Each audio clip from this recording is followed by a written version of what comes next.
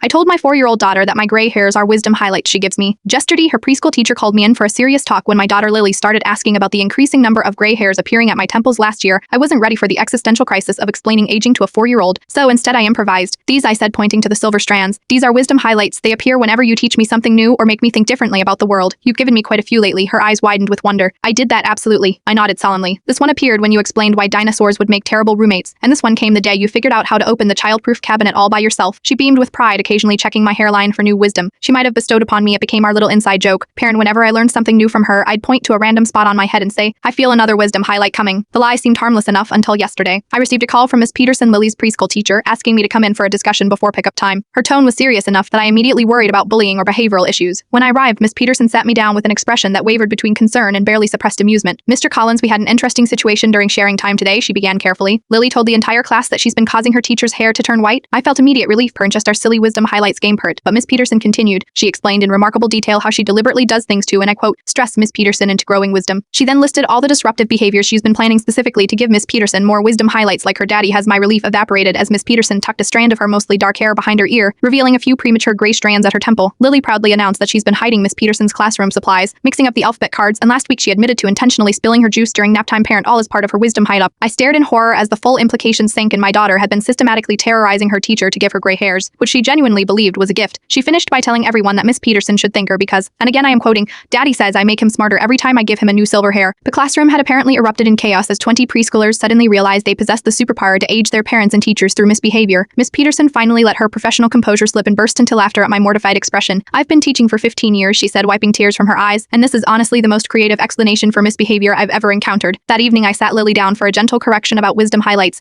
explaining that they happen naturally with age and aren't actually caused by children's actions. Her disappointment was palpable. So I am not making you smarter, she asked, lower lip trembling. You absolutely make me smarter every day, I assured her, just not through my hair color, and we definitely don't try to stress people to change their hair. She considered this carefully before brightening. So Miss Peterson's white hairs aren't my fault, no, sweetheart, good, she said with obvious relief. Because I was running out of ideas, hiding her stapler didn't work at all. This morning, Lily presented Miss Peterson with a handmade apology card covered in silver glitter pernt to match the wisdom she already has. Miss Peterson graciously accepted, then showed me the new classroom sharing topic for the week. Funny things our parents have told us that turned out not to be true. I am now bracing for what my daughter's classmates might reveal, and wondering if I should bring apology cards for all the other parents too. Some lies we tell our children are harmless, others come back with reinforcements and a battle plan. SETI as your parenting fibs. Wisely parent your child's teacher's hair color may depend on it.